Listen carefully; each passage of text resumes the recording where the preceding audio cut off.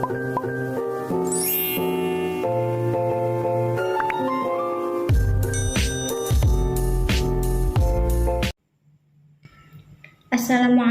warahmatullahi wabarakatuh.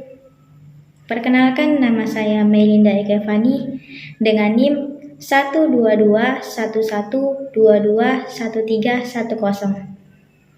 Saya berasal dari kelas 2A, Program Studi Pendidikan Bahasa Indonesia, Fakultas Tarbiyah dan Keguruan. Adapun tujuan saya membuat video ini ialah sebagai pemenuhan tugas perkuliahan pada mata kuliah pembelajaran berbicara. Selamat menyaksikan.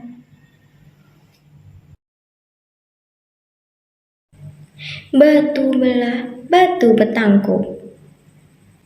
Pada zaman dahulu, di sebuah dusun di Indragiri Hilir, hiduplah seorang janda bernama Makminah dengan ketiga orang anaknya.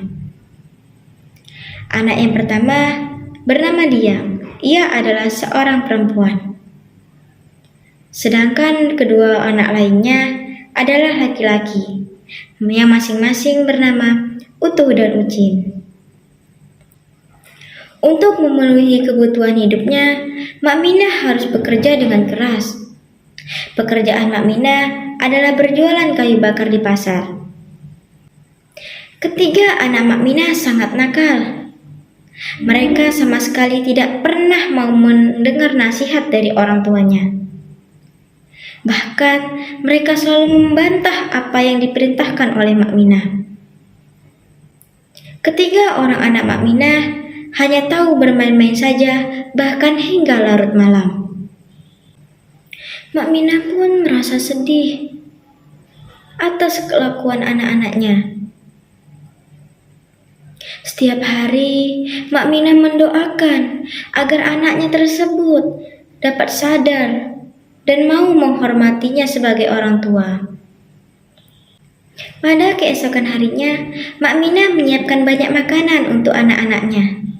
Setelah itu, ia pergi ke tepian sungai dan mendekati batu sambil berbicara. Batu tersebut dapat membuka dan menutup layaknya seekor kerang.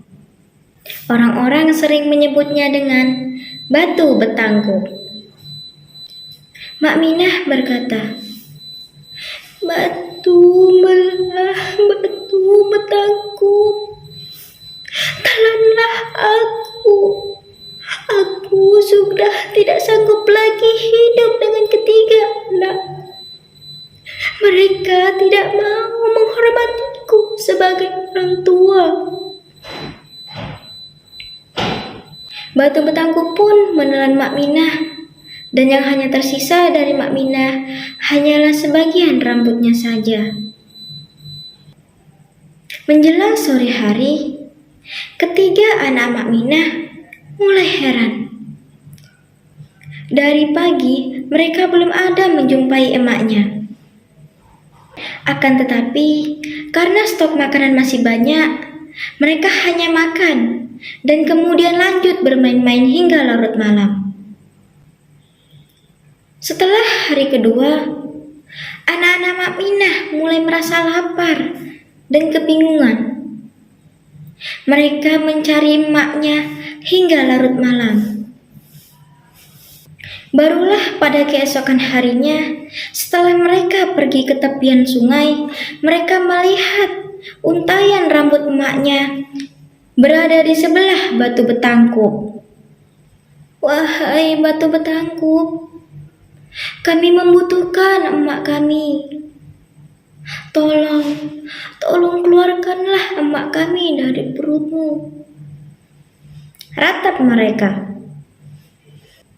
"Tidak, kalian hanya membutuhkan emak kalian saat kalian lapar saja.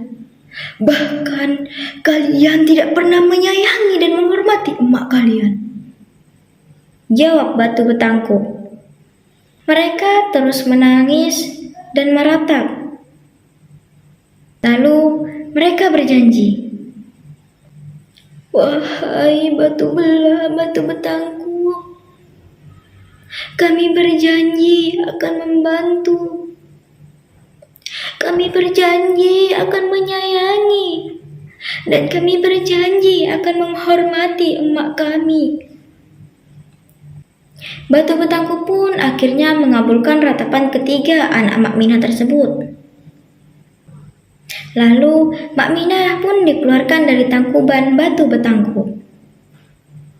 Sejak saat itu, mereka pun mulai rajin membantu, menyayangi, dan menghormati emaknya. Akan tetapi, hal tersebut rupanya tidak bertahan dengan lama. Mereka kemudian berubah sifat seperti semula. Mereka tidak mau membantu. Mereka tidak mau menghormati emaknya lagi. Mak Minah pun kembali sedih. Ia lalu mengunjungi batu belah Batu Betangkup di tepian sungai. Ia pun ditelan oleh Batu Betangkup kembali. Pada saat itu, anak-anak Mak Minah masih terus bermain, bahkan tidak memperdulikan emaknya. Menjelang sore hari, barulah mereka sadar bahwa emaknya tidak ada lagi. Mereka pun akhirnya mengunjungi tepian sungai dan kembali menjumpai Batu Betangkup. Sesampainya di sana, mereka sambil meratap dan meminta agar batu belah Batu Betangkup dapat mengeluarkan emaknya kembali. Akan tetapi, kali ini Batu Betangkup sudah marah atas perbuatan mereka. Batu Betangkup berkata, "Kalian ini memang anak-anak yang nakal. Penyesalan kalian kali ini tidak akan ada gunanya lagi," kata Batu Betangkup sambil menelan mereka.